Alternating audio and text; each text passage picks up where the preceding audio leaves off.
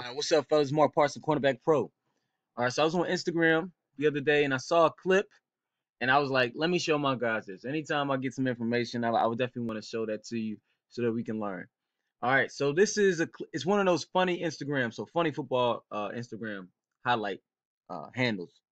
Here's a name right here if you want to follow him. So they showed a clip where Mike Evans is what, 6'5", 230, 231, right?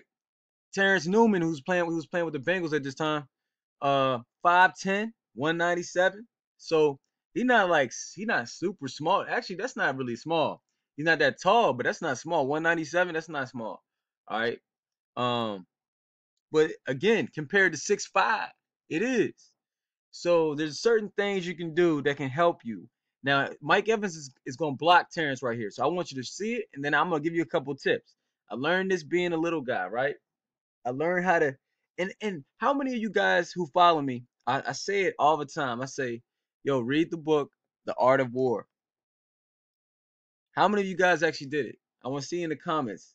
They have an audiobook. So you can go on YouTube. You can you can set aside some time and really that's one of the books that they when I was with the Saints, they had us read. So I'm just giving you a little insight. You guys want to go pro, you guys want to play college ball, you want to play high school ball at elite level, yo, I'm giving you tips right now. So let's go. Let me just show it to you. Let me mute that. All right.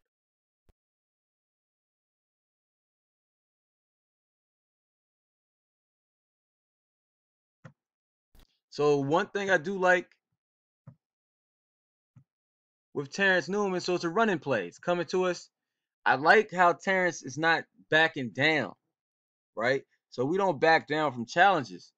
Now, we want to be smart. We just don't want to get into an individual battle that we don't really need to get involved in. But here's where it's one thing that he messed up is leverage. So when he left his feet, let's watch it. Okay, pushed us. So he didn't flex him. It wasn't that hard of a flex right here from Mike Evans because we jumped up instead of getting underneath of him. So I always saw my height as an advantage when it came to actual ball. Let's watch it again. I'm going to show you. Watch us jump. You see that? So he jumped. He didn't lunge at him and get underneath of his pad level and then go up, right? Just like when we power clean, that's why power clean is very important. Squats, back squats, power cleans, Olympic style lifts, because it's that explosive movement, right? But we got to get underneath of this tall guy's pads. I always saw the tall guys as a disadvantage to them when it came to actual ball. I know that's yo, I always saw my size as an advantage, and that's what you should see it as too. But we got to make sure that we use it to our advantage. So using it as leverage. I like how he got back up, kept fighting. So that's number one. We got to use it as leverage. So get underneath his pads. You shouldn't jump up. Man, one of my guys in college, when I was playing at Ohio University, that same thing happened to him on the cover two when he was rerouting, and he let the receiver get underneath his pads, and he actually broke his leg, right? Because he landed awkwardly when it happened, and his leg, he had one foot turned, he had his foot, he sat up, right? And it was crazy, man. Me and my boy Mike Mitchell were on Mike Mitchell and my boy Idris, who played corner at the time. We were drinking water on the sideline, and they were getting their reps. The second team was getting their reps.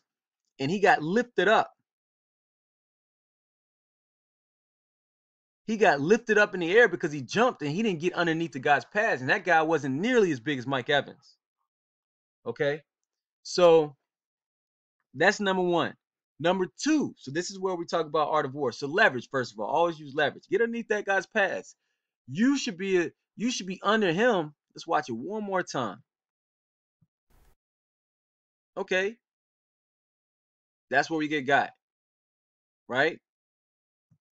So number two, so that's number one, leverage. Number two, fellas, this big guy. So when a guy's bigger and stronger than you, and you want to go toe to toe, what is the smartest thing to do? And this goes back to the art of war. What do I always talk about? The best coaches use this, especially in defense. Deception. Deception. So I have a video where I demonstrated with Billy 3 different techniques that you can use to get off blocks, especially from a tall, long dude like this, right? Three ways. I have one way which we call it a finesse way. So you juke him, right? So that gets him on his heels.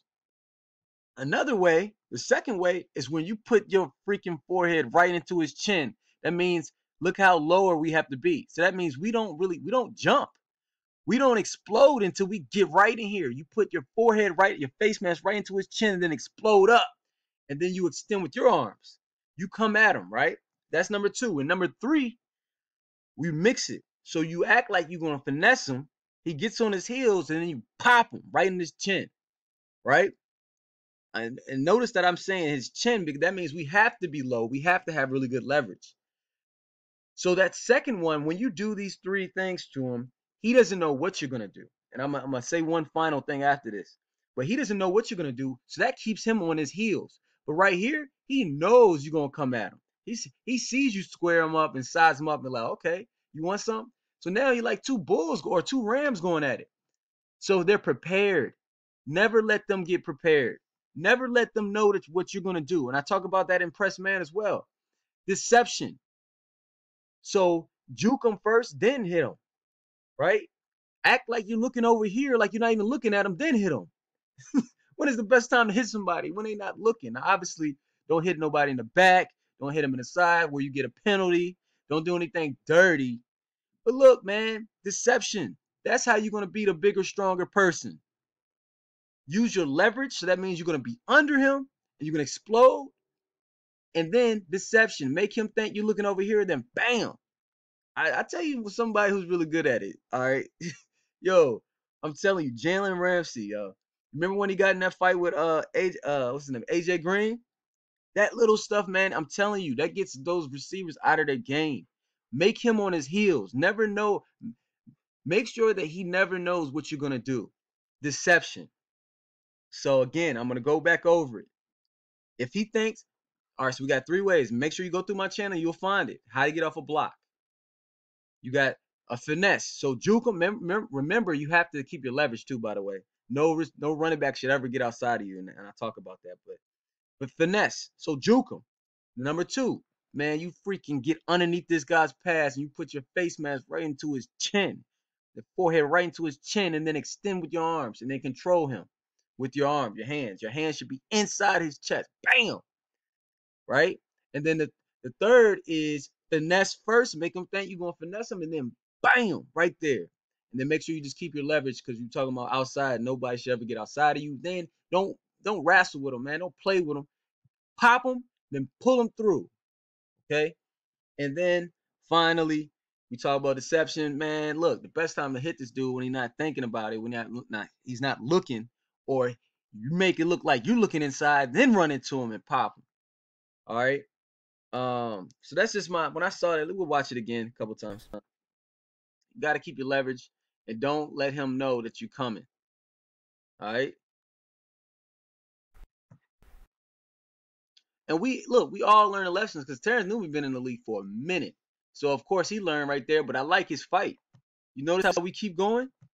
We keep fighting, man. We pop back up. That's one of the reasons why we do up downs, burpees, and all that stuff, because you're gonna get knocked down in life. What you gonna do? You gonna lay down there like a little punk, or you gonna get back up and continue to fight?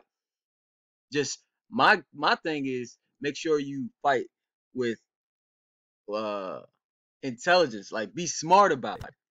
It's not always the fastest, the biggest, the strongest guy that wins the fight. It's the guy who's the most skilled, of course, and the smartest guy. Read that book, Art of War. All right, fellas, make sure you hit me up though. Cornerbackpro@gmail.com. I just posted a video where I talk about training in Chesterfield, Virginia, Richmond, Virginia. If you're in the area, definitely all my DBs, football guys, definitely come out. I train on Sundays, 2 p.m. And then all my other guys who are not able to make it quite yet, hit me up, ask for my programs, man. 101 Mastery Program, Mind and Body. I might include all of that stuff in there, and you will get better. You will get better. You must get better. The goal is not just to be okay, to be average, to be the best on your team. I'm talking the best ever type work. That's the type of work we get in. All my guys all around the world, the best ever. There is nothing else. There is nothing else. The best ever. That's how we work.